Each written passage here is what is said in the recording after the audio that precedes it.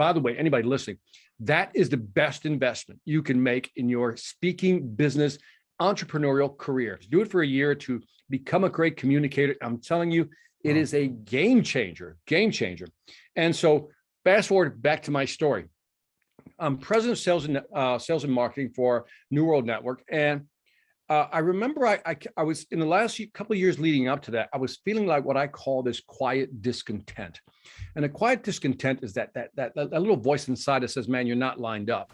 You don't really want to be doing this anymore. You know, it's like, man on a mission, I'ma get it. You know I be on a what? Yeah. You know I be on a what? Welcome everyone to Talk is Cheap, the Fight Against Mediocrity podcast. I'm extremely humbled and excited to present to you Victor Antonio, sales expert, author of 13 books. I actually met him at one of my first sales conferences, Outbound, in 2018.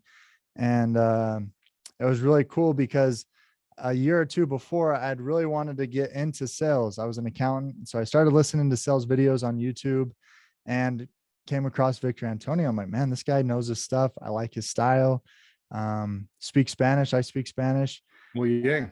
Muy bien. Fantástico. And so I came to Outbound. I didn't know Victor was going to be there. And then I saw him and was like blown away. But what was really cool about Outbound as well is like most events that I'd gone to, the speakers come out on stage, they leave, and then you don't see them again. Like they don't eat with you. They don't. But then I walked outside and Victor's sitting there at his booth, just like talking to people. I'm like, can I go talk to him? Like, is this real? So that's how we met. Very cool, man. Well, thank you for having me on the podcast, man. Talk is cheap. I love it, man. The fight against mediocrity. I love it. You're awesome. So tell us a little bit. I like to hear everyone's, hero's journey there, how they got into sales. What was your journey as you got into sales? My origin story. Yeah, it's like superheroes, right? What is my origin story, right? And so, okay, so a little background. My family's originally from Puerto Rico, but I was born and raised in Chicago. My family moved there in the late 50s. My mother was go to school, get the education, get the JOB, went to school, got the education. I have an electrical engineering degree and an MBA. And I started out in engineering, and man, it was pretty cool. I liked it initially, but 3 years into it, I'm like, not for me. I'm giving you the short version, by the way. And then little by little, I got into what they call application engineering, which is now I started traveling with salespeople. And that was kind of cool because, I got to see salespeople in action. And I was always there as the technical person to answer all the technical questions. Then one day, true story, is an opportunity opened up in Latin America. They were looking for a salesperson who had a technology background and spoke Spanish. Ding, ding, ding, all three, right? Yeah. And around that time, my wife said, I kind of want to stay home raising our kids. So is there any way we can find a way to make more money type of thing where I can do that? I go, if I go into sales, we can do it. And long story short, that's how I got into sales. That's the short version. And were you scared? Like, what were your feelings? That's like, I got broken in nicely, as they say, because I was traveling with the salespeople all the time. So I got to observe everybody. So what happened was I got to travel with almost any salesperson, whether it was in the US or just international in general. So it was really cool because I got to travel throughout the US, the Middle East, Asia, Africa, Latin America, obviously. And so it was really cool to watch some of these salespeople work. And if you observe, at least I did, you can see things to do, things you don't do. And that's how I learned. Now, when I had to kind of now do it myself, I was taking over somebody else's territory. So I kind of had a leg up, if you know what I mean. So I already had the experience of traveling with salespeople. And I kind of knew some of the customers already because, they would call me. And so that was like a natural transition. So I was very fortunate in that I had a nice gradual entry into sales. But it was never like, you never said, I want to get into sales for the money or the relationships or whatever. It was, hey, I need to make more money. Like, sure, let's do it. Oh, dude, I'm like the ultimate capitalist. I just want you to know that I'm like a Milton Friedman, Ayn Rand, free market, Adam Smith, laissez-faire capitalist, man. I don't know how else I could say that. Un capitalista, hermano. And so, I'm like coin operated, putting money in me, man. I start doing things, right? And because I believe in, Ayn Rand, the philosopher of objectivism, she said something interesting, and it's always stuck with me. She says, every relationship should be value for value. She goes, that's true capitalism. And I've always loved that definition, capitalism, value for value. If I give you value, I should expect value in return. And she says that should be of every relationship, including your marriage and your friendships, right? Wow. And so if you think about it, if I'm giving a customer value because I'm giving them my insight into what products they should use, what services they should buy, and I know it's going to help them. That's the key phrase. I know it's going to help them and they're going to grow with it. Then if they're going to be able to grow their business because I gave them that advice, that guidance as a salesperson, then why shouldn't I benefit as well? That's the value for value. And that is why I love sales. Sales is also the only position in any company that we operate like a profit center with a profit and loss, right? Because if you think about it, everybody else, either like accounting, cost center, marketing, one could still argue, cost center, legal, cost center, sales, profit center. And so that's what I love about sales. Somebody once said, as if their company starts to go down, says, take everybody, take my lawyers, take my accountants, take this, take that, but leaving my salespeople, with them, I will rebuild. Yeah, phenomenal. And that's true. I really like that point. And what fascinates me is I feel like we're missing a huge part of the story, because you went from, engineer to, not really like choosing sales, just kind of getting into sales, to then being sales expert and consultant, author of 13 books, speaking on big stages. So what happened in between those two, like, points in time? Oh man. So, okay. You got that story. Okay. So there is a story. So I get into sales. I'm doing well. I'm doing exceptionally well. So again, short version, account manager, became a regional manager, a regional director, eventually became vice president of sales for all of Latin America, did exceptionally well. We grew that business. I talked about this at the 10X conference with Grant Cardone. That I took the business from 14 to 98 million in 2.5 years. Then I got another position where I was president of sales and marketing. It was a $420 million company. Company at the time was called New World Network out of Florida. And somewhere along the way, you know how you're just like, don't feel like you're doing what you should be doing, And so let me just pause the story here and then just give you a side story. Let me come back. Sure. In 1993, I'm dating myself. I would get these tickets to see something called Peak Performers, and our company VP would give them out. And he said, hey, great speakers come once a month. Who wants tickets? And I'm like, me, I want tickets, right? And so I remember I would go downtown. We're living in Minneapolis, go downtown Minneapolis, and I would see all these great speakers. And I remember seeing Zig Ziglar, right? And I'm like, oh, look at that dude. Like, it was like, to me, it was like, that moment people talk about, like, there it is. That's what I want to do. But I wasn't ready to make that move yet. I was still young, family still growing, I still had to earn my way. And so I remember I joined Toastmasters to become a great speaker. I wanted to be a speaker just like Zig Ziglar. I got to learn speaking. So I did 3 years of Toastmasters. By the way, anybody listening, that is the best investment you can make in your speaking business, entrepreneurial career. Join Toastmasters, do it for a year to become a great communicator. I'm telling you, it is a game changer. And so fast forward back to my story. I'm president of sales and marketing for New World Network. And I remember I was, in the last couple of years leading up to that, I was feeling like what I call this quiet discontent. And a quiet discontent is that little voice inside that says, man, you're not lined up. You don't really want to be doing this anymore. It's like I felt like I've done everything I set out to do. I started out in engineering.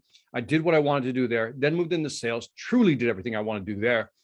And one day, and I'll be very specific, May 9th, 2001, 3:48 p.m., I remember I called the chairman of the company, says, I quit. He says, Victor, you realize you lose everything.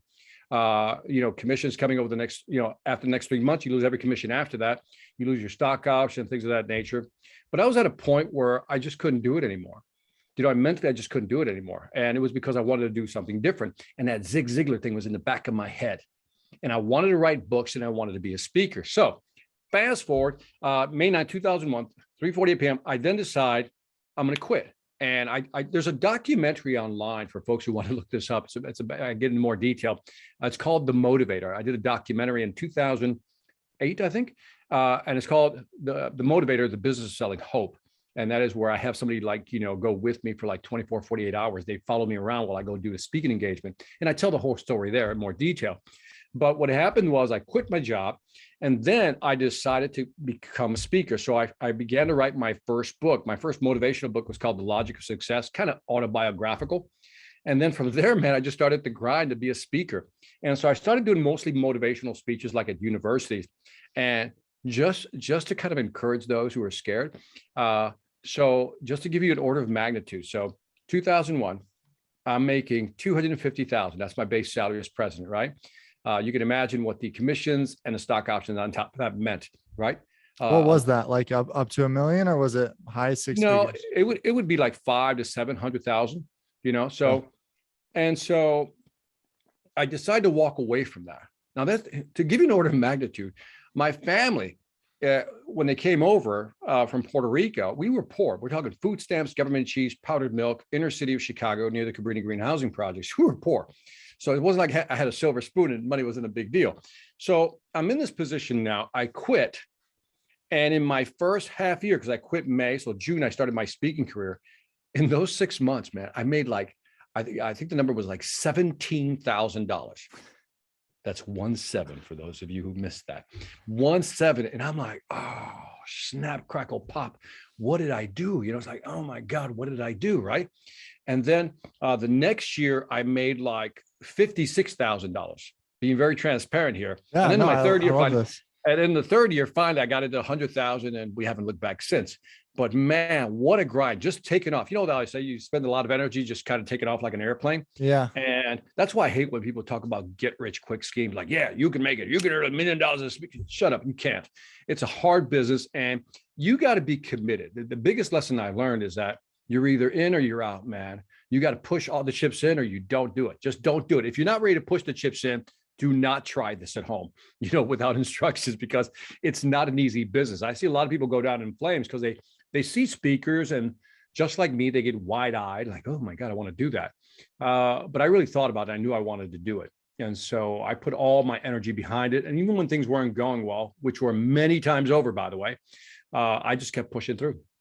And that's how I got into the speaking business. By the way, I should highlight, I started out doing motivation. I did that for about 2-3 years. And then I said, you know what? I'm not feeling this. And then I decided to go back to what I knew was sales. By the way, the reason I chuckle is like, that's my favorite phase. I'm not feeling that. And if I could tell you this story, this true story. So I'm in Minneapolis, total side note, but everybody's going to get this when they get it. So I'm in downtown Minneapolis at First Avenue. Yeah, First Avenue, Prince, Purple Rain, First Avenue, right? And so Run DMC is playing that night, right? They're in concert that night, but only Run is there, right? The guy, Reverend Run is there, right? No DMC. But anyway, I remember there's no seats, right? It's just like an open concert, mosh pit type place, right? And I remember I'm watching this concert, right? Run's doing his thing, right? But he comes out like plain dress, just plain dress. And all of a sudden the guy, like 2-3 rows, so to speak, in front of me, had one of those Run DMC hats, and he throws him the hat like, hey man, here's my hat. So you don't have yours, right? Literally, Run looks at the hat. He looks at the hat. This is between songs. He goes, and he throws it back to the guy. He goes, I'm not feeling that anymore. Right. And I go, man, that was a jerk move. What do you mean you're not feeling that anymore? And I didn't understand what that meant till later on. And so now every time I don't want to do something anymore, I just kind of imagine, I go, yeah, I'm not feeling that anymore. Because now I get it. It's like you just don't want to do that anymore. You can't do it anymore. And I think that's when it hit me that I couldn't do corporate America anymore. And when I was doing motivation, I did that for 3 months, and I go, you know what? I'm not feeling that anymore. And then I moved over into sales, and boom, that was my hyper pad. It was like, yeah, I felt real value. In other words, I felt like motivation is one thing. And I think it's great to motivate people, but to give people actual strategies that they can use, like in selling, and that's going to help them, it's more rewarding. And that's why I shifted over from motivation more into sales strategies and tactics. Yeah, I love that. And when you switched over into sales, was it a specific niche, or was it sales in general, or how did you start prospecting and saying, hey, I'm going to hit these companies or these individuals? Because there wasn't a lot of like social media back then to market, right? It was like, yeah. What are you trying to say? I'm old? Is that what you're trying to say? No, Yeah. I'm just saying social media is new. I'm messing with you, man. I'm messing with you. There was no social media. Internet was just, baby steps, right? And so it was straight up old school, right? Okay, so I was in the technology, more specific, the telecom industry, right? So all the telephone companies, all the wireless companies at that time, all the internet service providers, all the satellite companies, these were my target market. So once I was given a territory, I remember we would buy all these reports to see, what companies were in my territory. And so basically, we tiered markets. So in other words, when we looked at market, we look at what they were buying in terms of revenue or OpEx, what they were spending, operational expenditures. And so I had tier 1, tier 2, tier 3. There's a great video that I did over at 10X with Grant Cardone, where I really kind of dissect how I segmented the market into vertical markets and went after them. I'll give you the thumbnail version of this. And that is within a market, let's say I had 7, within, let's say, Latin America, in the first time, I had 7 territories, right? So within those 7 territories, if you can imagine on the vertical axis, 7 territories. Well, within those territories, you have different market verticals. Again, fixed hardwire phone companies, wireless, satellites, internet service providers, data centers. So these were all companies that would buy our products or services. And so what I then did is I took a market and then I looked at each of the segments and then say, who are the major players? And then tier 1 were the ones that were buying a lot. Tier 2, kind of not buying a lot. Tier 3, if you're really desperate, you need some business or, you got extra time, go after that. And so that was my approach. I was very vertically driven when it came to going into a market segment. Go after the people who are already spending money, basically. Yeah, not only they're spending money, but what also is, you're trying to upsell, cross-sell new technology as well. So they were spending the money. So see what we can get there. And if we weren't, because there was a lot of competition, but obviously. And so even when they weren't buying, I knew they were buying from my competitors. So, when I would go, for example, to trade shows, obviously I would meet a lot of companies who weren't buying, and I'm like, who are you buying from?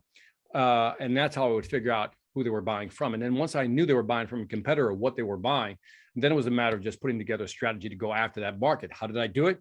As you say, pick up the phone, knock, knock, fly into the territory, and just be there for a week, just hitting all these companies, doing presentations, technical presentations, and just trying to highlight why we had better value than anybody else. As a side note, one of the companies I worked with, where I became VP of Sales of Latin America, and I tell this story because I think it's relevant, is that I took a vertical approach, but our products on average were 30 to 50% higher than our competitors. 30 to 50% higher than our competitors. And we were still able to grow the market for 14 to 98 in 2.5 years. 14 to 98 million in 2.5 years. And I remember our philosophy was, because my boss instilled in me, Victor, if you're selling on price, why do I need you?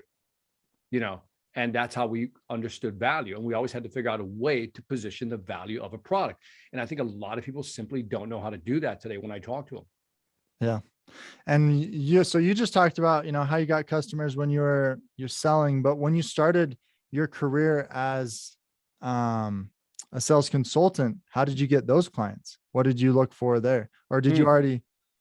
No, the thing is, I decided to, these are great questions, by the way. I love these questions. Nobody ever goes like this with me. So you're going at me. That's cool.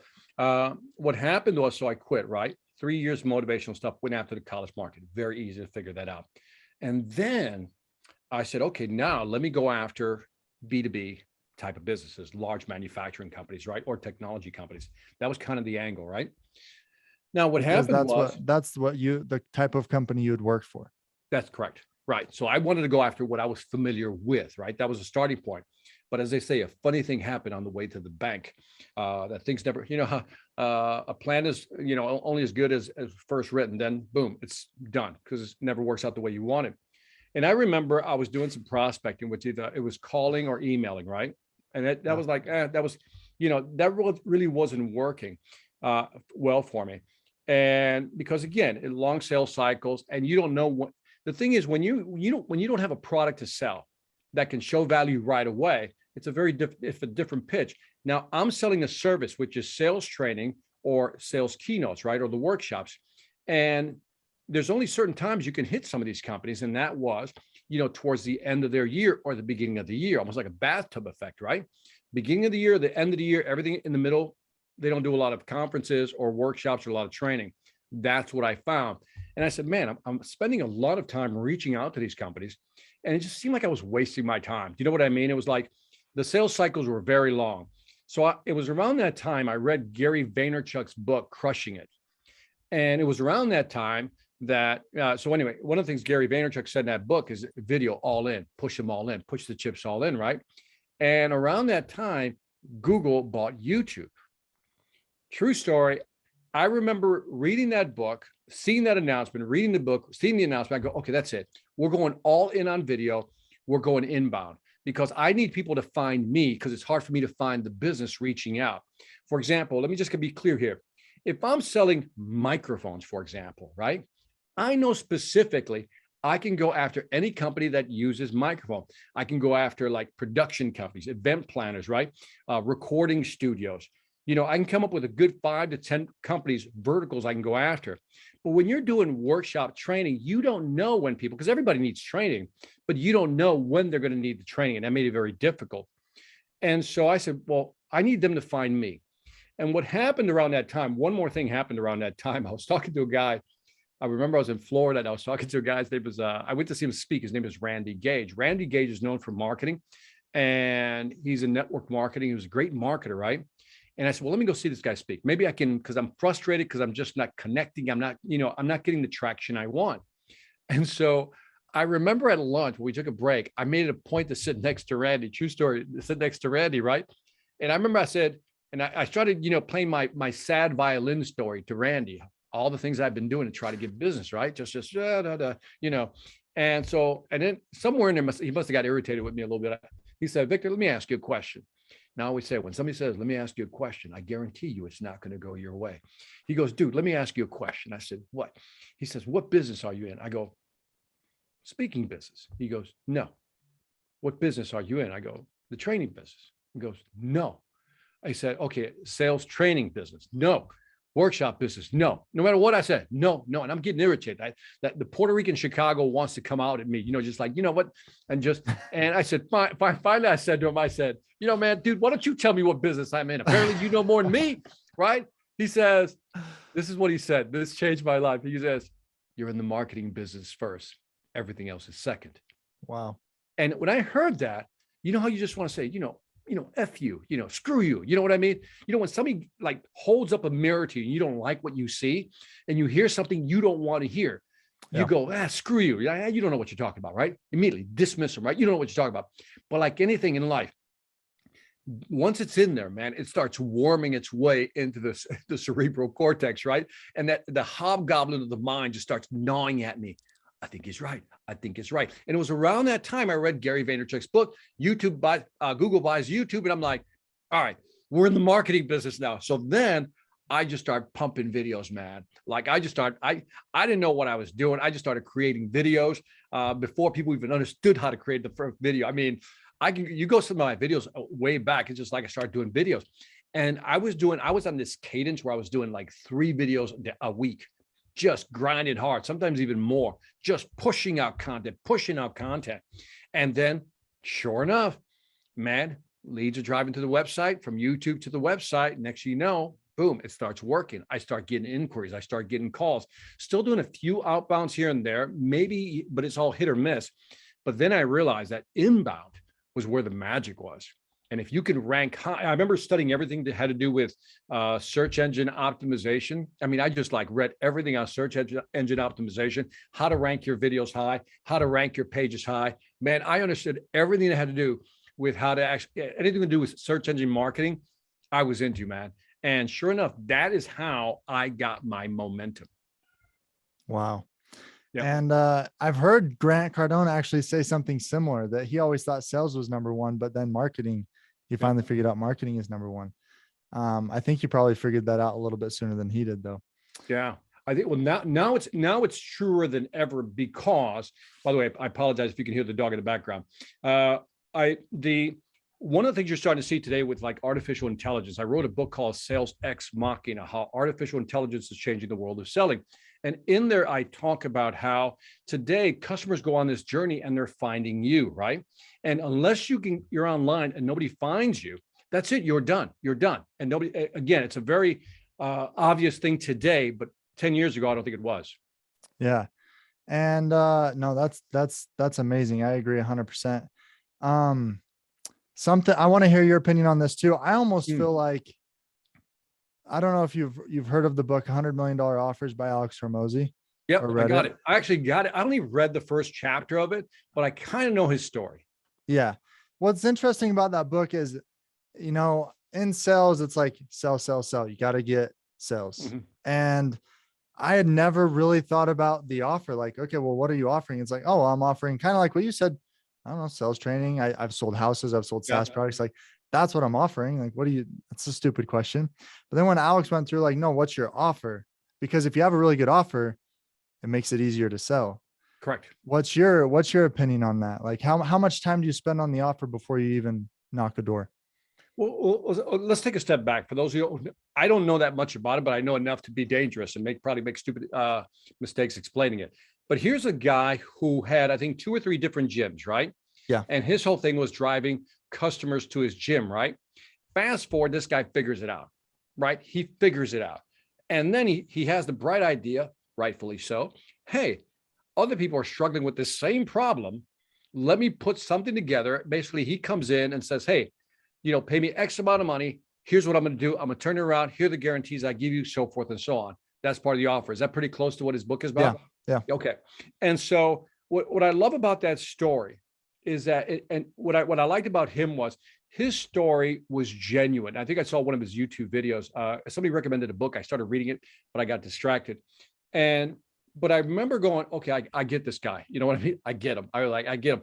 And what I loved about his story, and he's one of the few people, and this is like a high five, kudos, tip of the hat, much respect type of thing, is he did it first, right? He did it first. He didn't read a book. He didn't put a program together. He did it first.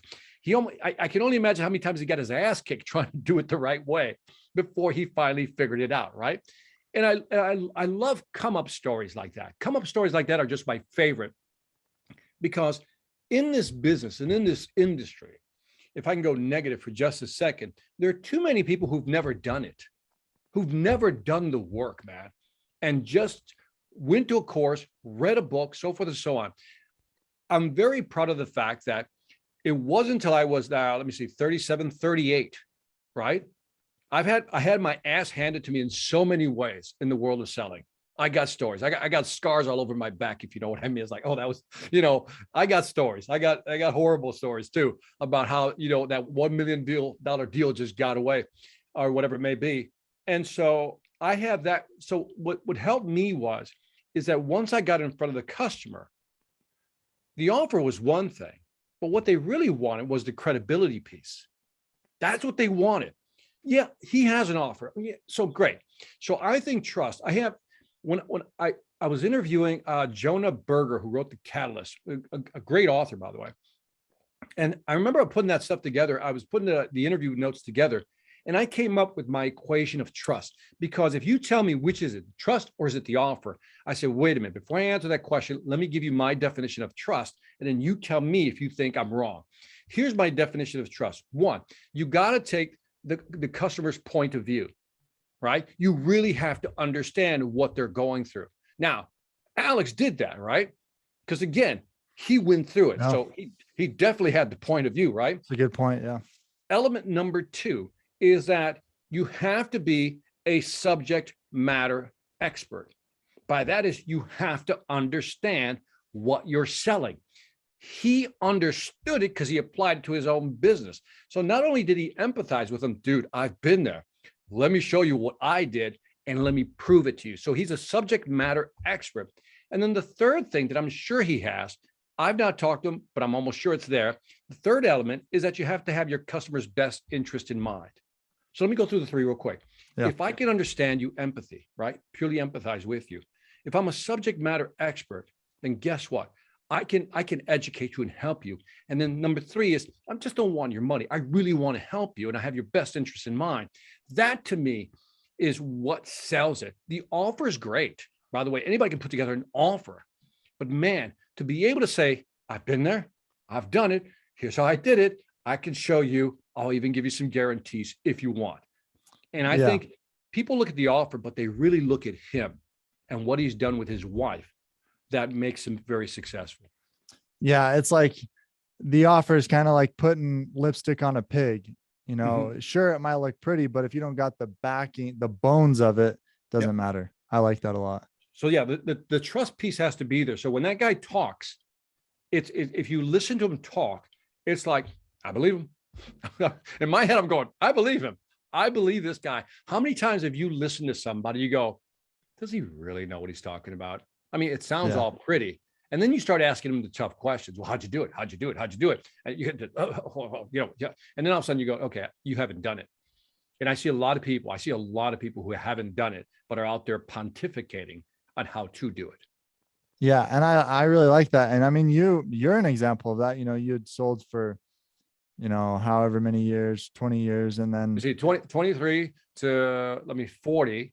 And then what the thing is, I'm still selling. you're That's still why I tell selling people, it. dude, I'm still Yeah. selling. Even during my internships, they made me even do some type of sales role once in a while. So yeah, but I've done it.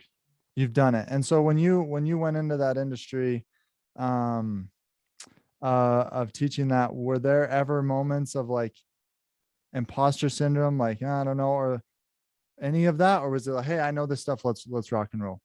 I had the weirdest experience. And this is almost embarrassing, but I'll admit it because it's real. Is somewhere in the second or third year, maybe the second year. By the second year, so in those first 2 years of trying to do my thing, right? I was going to see people like Randy Gage and some of these other speakers, right? Uh, Randy being one of the exceptions, the majority were full of it. This is why I know I bought the programs, right? I bought the how you can make in 50 days, whatever it may be, right? I bought the programs. And then, I got to a point where I bought a lot of these and I'd go see them speak or I listened to the content. Like, I knew that. That doesn't work. I know that doesn't work because I tried it, so forth and so on. And then one day, this is the embarrassing part, it hits me. And I literally stopped myself. I said, Victor, you idiot. Literally had this conversation with myself, you idiot. I said, and I had this, how you ask yourself questions? I did this. Victor, I said, let me ask you a question. Literally did this to myself. Let me ask you a question. I said, why are you taking advice from people who have no real experience, no real background, no track record of success, just a program online, when you have an engineering degree, an MBA, you are VP of this, you are president of this? Why are you listening to other people? Why don't you do it your way? How would you do it? And it was as simple as that may sound. It took me a couple of years because I thought everybody else had the secret sauce. And I realized they didn't have the secret sauce. They were BSing their way through it. And I bought the stuff. And as soon as I stopped paying attention to the noise, I put the blinders on. Yeah, I put blinders on, which means I'm going to do it my way, how I think I should do it. And that to me was a big turning point, because then I started going, well, why don't I just apply what I know on how to do this? Because I thought the speaking business was different. It's not. And so that's when everything turned around for me. Wow. And what types of products do you offer right now then? Like what are your By the way, I want to answer your question though. So I didn't have imposter syndrome. I had idiot syndrome. And the idiot syndrome was I should listen to myself, right? I had self-doubt syndrome, right? That's what I wanted to answer. I should have listened to myself. But I know where that imposter syndrome comes from, is that when you feel like you've not put in the work. And like I said, I didn't have that. So when I put together my training programs, I didn't have that problem. And what happened was, this was really interesting. You can read all the books you want, but if you haven't lived it, you haven't lived it. I can't tell you how many times I've been in a situation where I go in to do sales training and you got that guy or gal going, man, I know everything, Victor. I've been around 50 years. You can't teach me anything. That guy, right? And then, or people who just want to challenge you. There's always that dominating personality in the audience, right? And I'm like, and it is, you got to be there. But because I'm like, I love when they're in the room, like, bring it on, baby. What do you got? Ask me anything you want. I even told you that before we got started. I said, dude, ask me anything you want. Because when you live it, you're just not afraid to talk about it. And I can't tell you how many times I've had people just back down because they go, okay, he knows. Do you know what I mean? They're like, okay, this dude knows. Because I can ask him anything. I say, ask me anything. I'm literally on the topic of sales. Ask me anything. Let's go. Where do you want to go? And people are like, I've had people say, Victor, you don't know my product. I said, yes, I do. I said, I know your product. I know your service. He says, well, you haven't sold it. I said, I can tell you how you sell it. I said, can we walk through it? And sure enough, we get into the debate, and sure enough, they're like, okay, he gets it. And I think you can't do that. You can't fake that. So I've never had imposter syndrome. because I've lived it and I've Because you done it. put in the work. Yeah, Yeah. See, totally. you can't get around that, right? You've got Yeah. to put in the work, man. Even if you're like listening to this and you've never done it, but you want to do it, you can study this thing and truly understand it to a large extent. I'm not saying you can't, but if you haven't done some of it, you're always going to have a little bit of that in you. And I think the best way to get rid of that is just go do it for a while and then realize what it takes to do it. Yeah. I like that a lot. Um, what I like about everything that we've gone through so far is I find it fascinating because, and I didn't know this about you. Well, I mean, I guess I kind of did because I knew your story, but it's not easy leaving that cushy, $400,000 to $500,000 VP position to pursue something that you want to do, your dream. During that whole time, why didn't you quit? I'm sure. Did you ever have a thought of like, man, it'd be a lot easier if I just went and got another VP job? Why did you keep going? No, twice. I want everybody to hear this. Twice I had to go back and get a gig. Okay. Right. Because I was so yeah, dude, let's be open about this stuff, because I'd love to tell you, I quit my job. Here I am. It all went well. No, that's not how it happened. That's not how it happened, man. I got my ass kicked. I'm telling you, I wish you could see my trail of tears of all the things, all the stupid things I did, all the things that didn't go my way. And so twice, one time I went back for about a year, but it was for a seminar training company. They needed a trainer. And I was burning through my cash because a lot of stuff wasn't working, right? I spent so much money on stuff that just didn't work. And dude, keep in mind, 2001 is when I quit, May 9th, right? 2001. September hits, that's 9/11. Yeah. Market crashes. Then fast forward a few more years, 2007 to 2008, 2009, market crashed again. I'm like, can a brother catch a break here, right? Type of thing, right?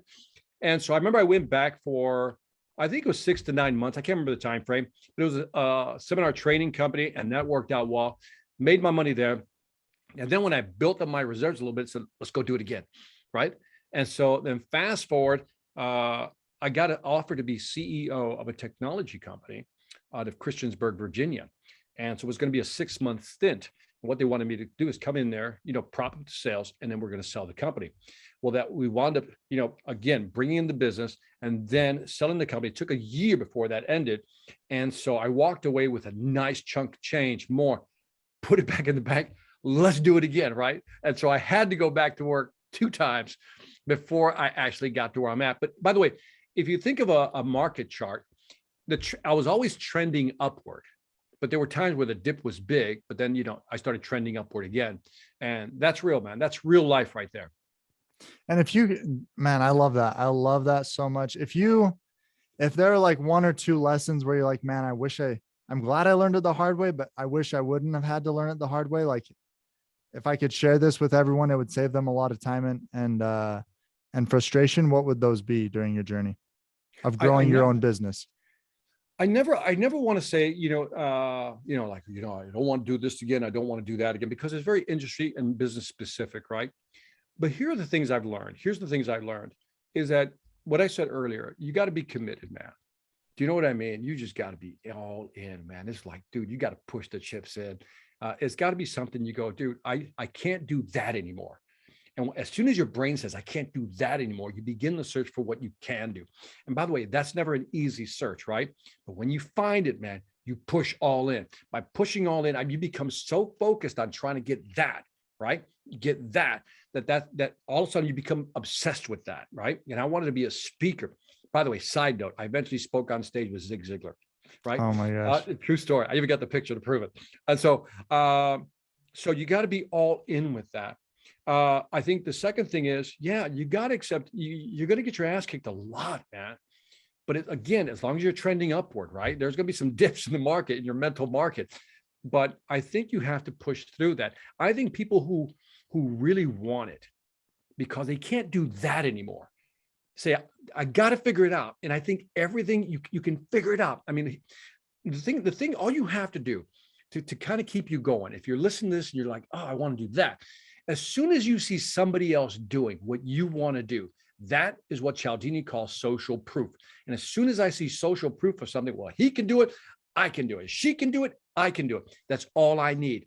So when I looked at Zig Ziglar, I said, that guy was making like I don't know, 75 to $150, $50,000 a speech or something like that. I said, well, damn, if he can do it, I can do it. I just need to figure out what he's doing.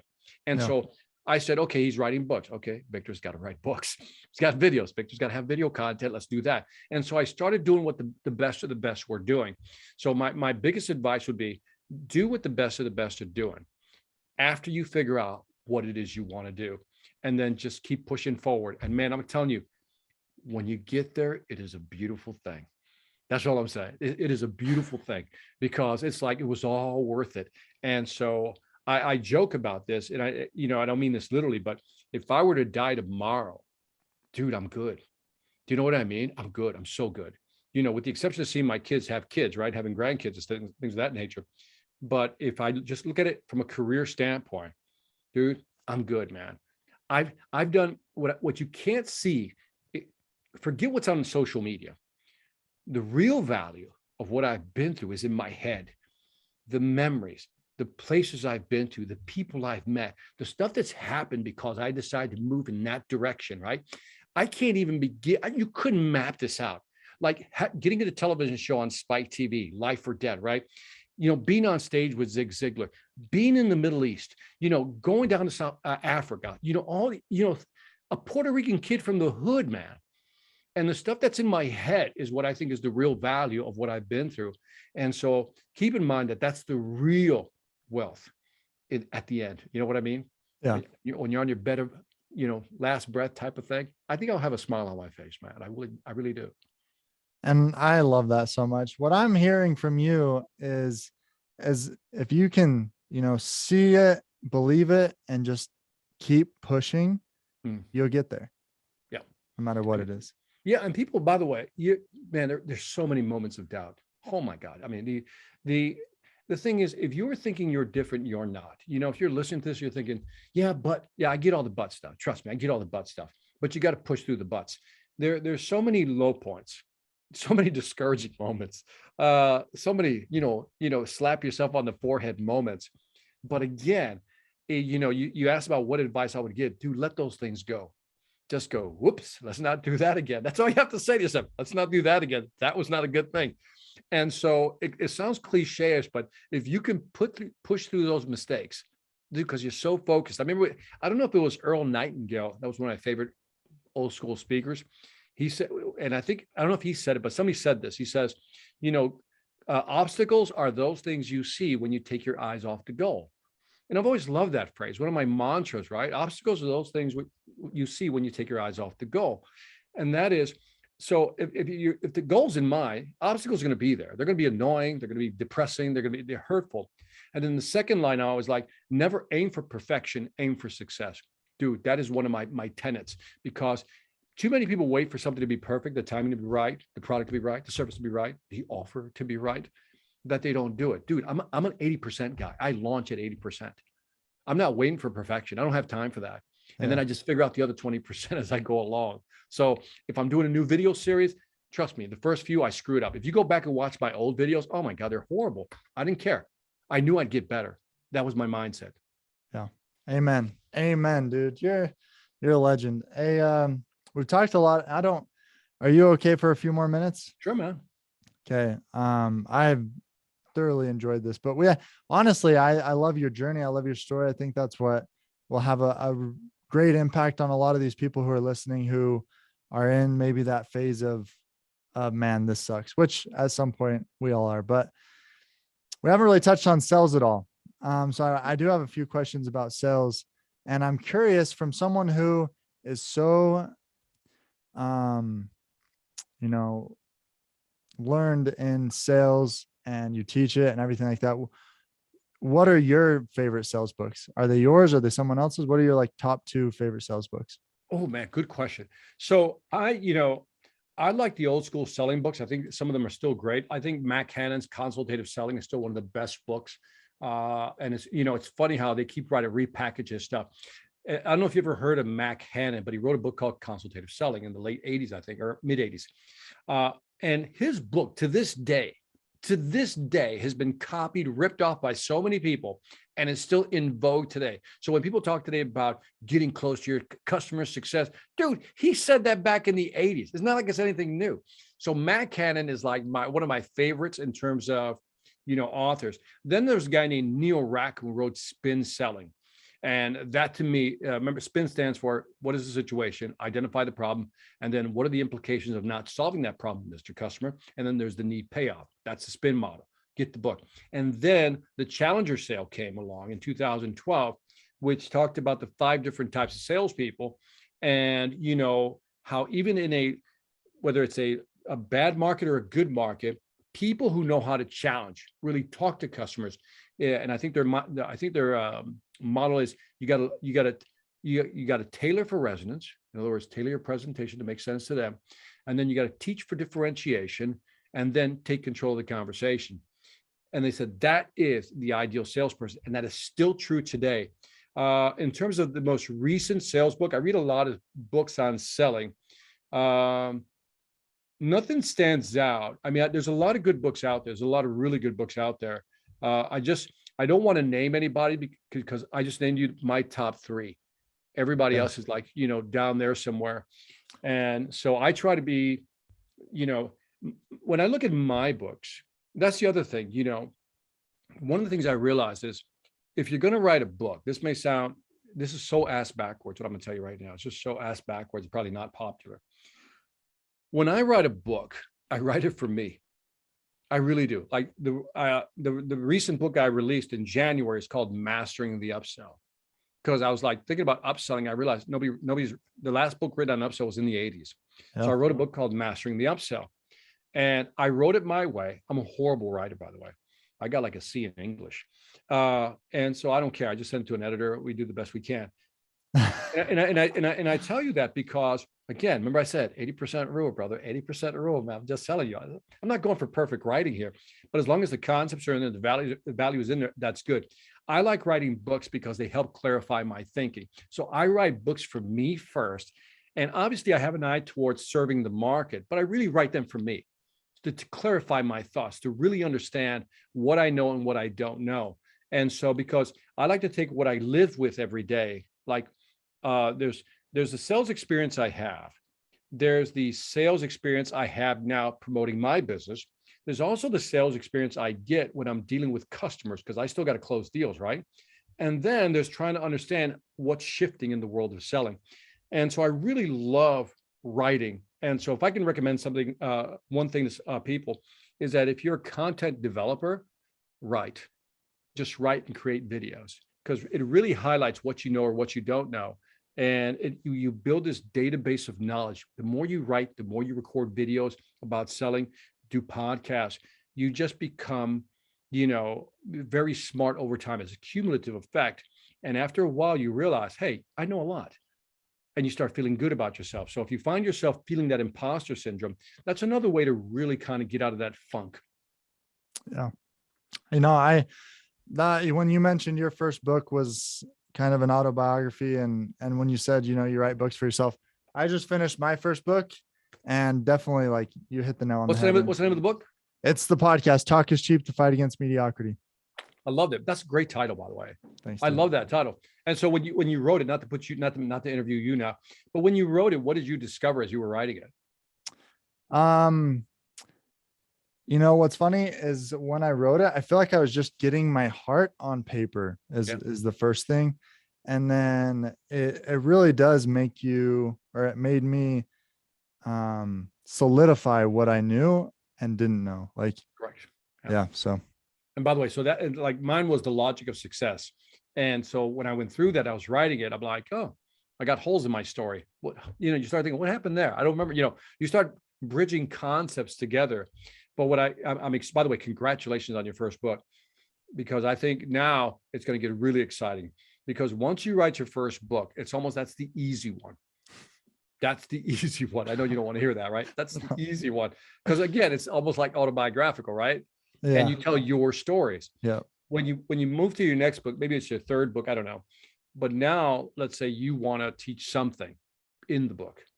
Then this is where you really start not only using your content, but really start culling together the content out in the market and really, kind of filtering it down to some message you want to put out there. And then I think that's you'll feel another bump of learning. when you do that. Yeah. And what I found really interesting, oh man, I can't even remember what I was going to say. I was just so listening Yeah. to you. I've been there, but I think when you're writing these books, I think, you begin to put together. You ever see the movie years ago by Russell Crowe, Beautiful Mind? And if you know, it's about a genius mathematician, right? And what he does, he has this ability to kind of like, how they all use CGI to show the numbers floating in the air type of thing in front of him. And then he starts looking at the numbers and they start all kind of making sense, right? And then boom, he finds it, right? That moment of enlightenment, boom, it all comes together. And I think the more you learn, the more you study something, you have all these, what I call floating abstractions, right? All these ideas and concepts. And then out of nowhere, you're in the shower, you're reading a book, you're at the park, whatever it may be. And all of a sudden you see this collapse and they all come together to form this new concept, a new idea. You're like, what the, you got to run somewhere, you write it down, right? Yeah. I don't know. Has that happened to you? Oh my gosh. You have no idea. You just described it perfectly. My notes in my phone is just all of that. Yeah. That is, I call that a beautiful mind moment because of that movie. I was like, oh, it's a beautiful mind moment. It just comes together. And that's why, another tip is that I read. Like I'm a constant reader, so I'm always reading books, right? And I have the 100-page rule, brother. My 100-page rule. I don't believe you should need to finish a book. No, I don't. If it bores you, I always give it 100 pages. If at 100 pages I'm still not sold on the book, man, that's it. I'm done with it. If it's a hard copy, goodwill. If it's on Kindle, delete. Next, move on, and just keep reading. It's almost like like a shark, man. You just got to keep moving and consume content. And then you're adding more floating abstractions in front of you to help you collapse it into some newer ideas. And those newer ideas get you more excited because you're like, oh, never thought about it like that. It's like, you're like, oh shit, this is fantastic. And you get excited because you're pulling something together that maybe nobody else has pulled together. And even if somebody else has pulled it together, the difference is you pulled it together on your own. And man, that just gives you this energy, this momentum, this fuel to want to just keep learning and applying, learning and applying, learning and applying.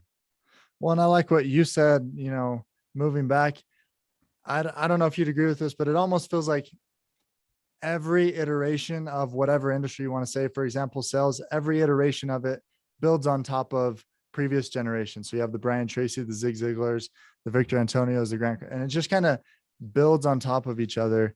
And I don't know if I would say there's no original content, because I think there is, but in a sense, we're all learning from people and then taking it, putting our own twist on it. I think I go with the 95-5 rule on that one. 95% is not new. 95% is not new. 5% is new. Now, here's what is 100% yours. It's how you structure and deliver the content. That is 100% yours. And I think that's where you ever have like somebody tells you something and you're like, yeah, I get it. Yeah, I get it. Yeah. And then all of a sudden somebody else comes along and goes, look, let me explain to you like this. And you go, oh, you're like, oh, I get it now. It's like it hits bottom. You're like, oh, I get it now. See, and that is, so when you say it's iteration, it builds. It's all cumulative, right? The information moves forward. People keep adding stuff. But the best of the best, it's the way they structure the content, the way they deliver the content, and the power behind the content that gives you that insight. You go, oh, I didn't see it that way. That's why people are valued. If you listen to all these gurus online, I forgot there's this gentleman from India. He's got a white beard. He's real popular now. He's on the Joe Rogan podcast. And he's not saying anything original. But if you listen to the way he structures what he says, his way of telling the story, and even if you heard the story, his twist, his delivery, his cadence, his inflections, you're like, oh. And then he just puts a light little top spin on the story that you go, oh, okay. Never heard it told like that before. And that is a perfect example of like, he's reading, straight from the scriptures, the book, the Bhagavad Gita, or whatever he's reading from.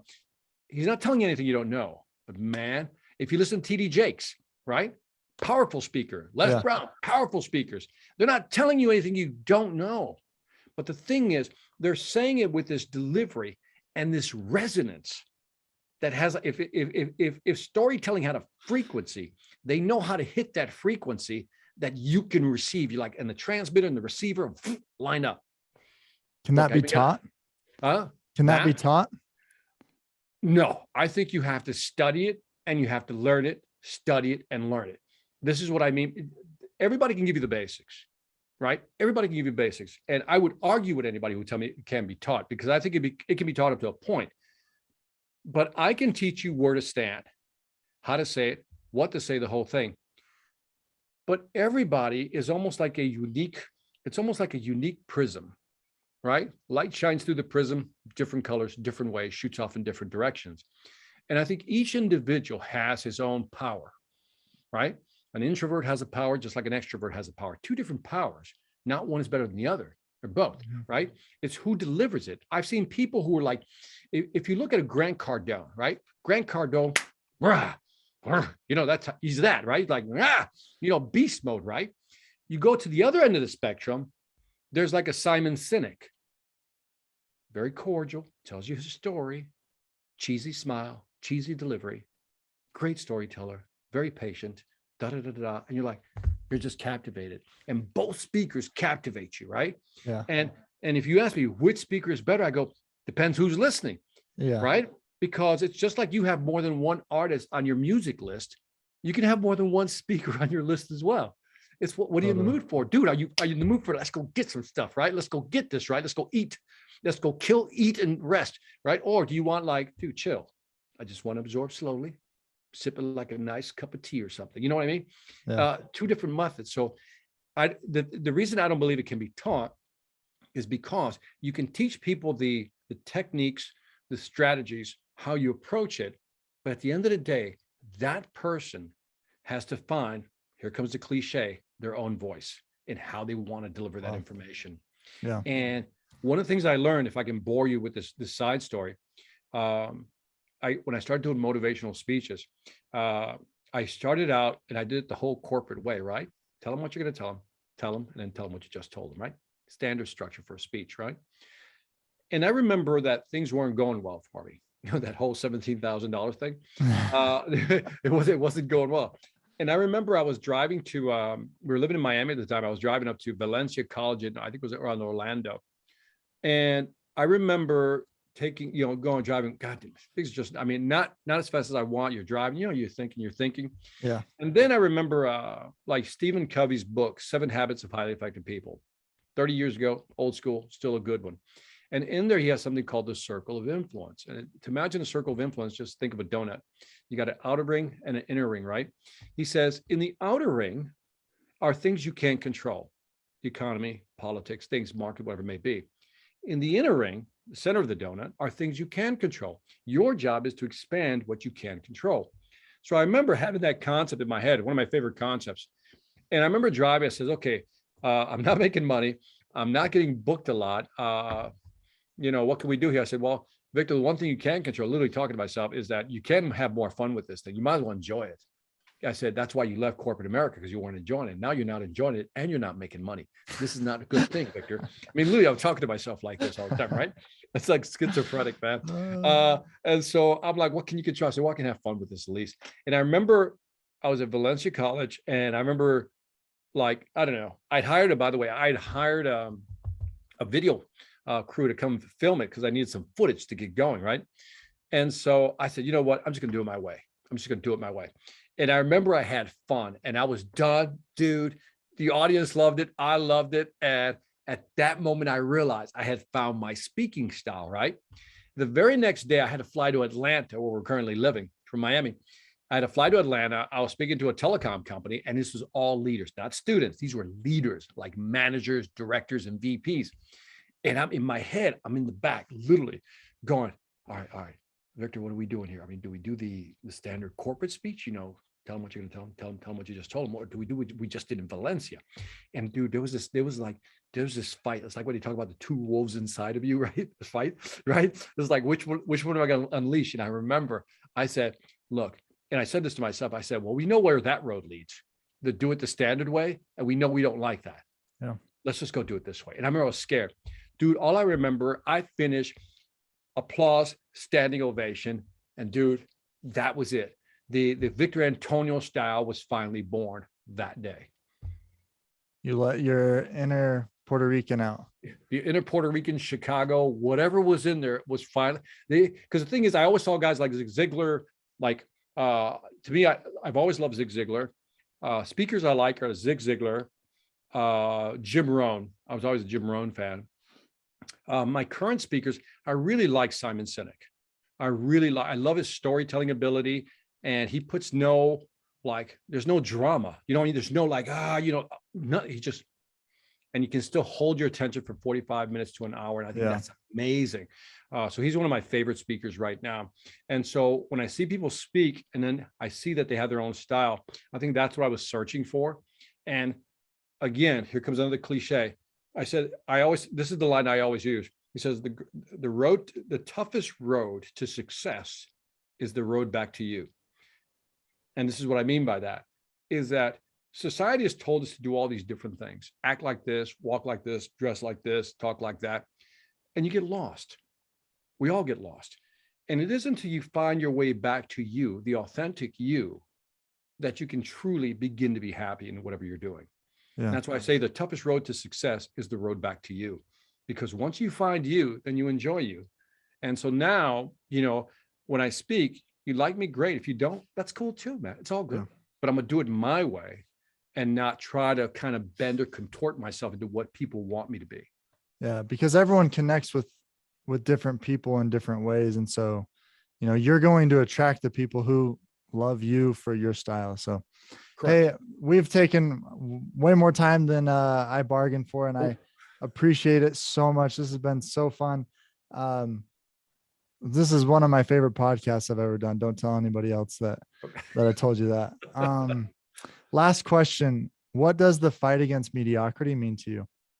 The fight against mediocrity, obviously mediocrity is average, right? The fight against mediocrity is the Titanic fight. It is the ultimate fight. It is a fight, I don't want to say out of the darkness into the light, but pretty close. Because I think the saddest thing is to, fast forward to the end of life, get there, and you go, the woulda, coulda, shoulda, the regrets. And so to me, the fight against mediocrity is the prevention against regret. That's what I would say. I don't want to live with regret. I'd rather be like, look back and go, yeah, I tried that. Even like I said, I got failures coming out of my ass, so to speak. And, it's like, I hate to say it that way, Chicago, I try to keep it in the cake, but it comes out once in a while.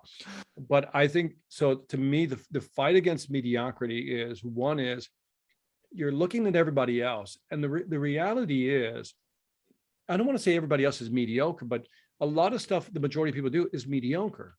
And so how do you fight against mediocrity?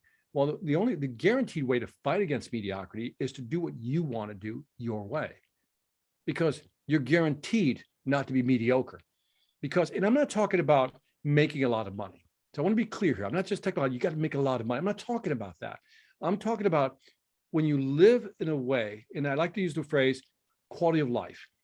To me, money is great. Dude, love money. Again, capitalist, told you that already. But if you don't have the quality of life, like the way you want to live, the way you want to do things, I think that's a shame. And so to fight against mediocrity is to fight against the norm, the average, and most importantly, to fight against any type of regret you may feel towards your end of days. I love that. Very well articulated. Thank you so much for being on the show, Victor. This has been amazing. Thank you. Man on a mission, I'ma get it. I be on a what?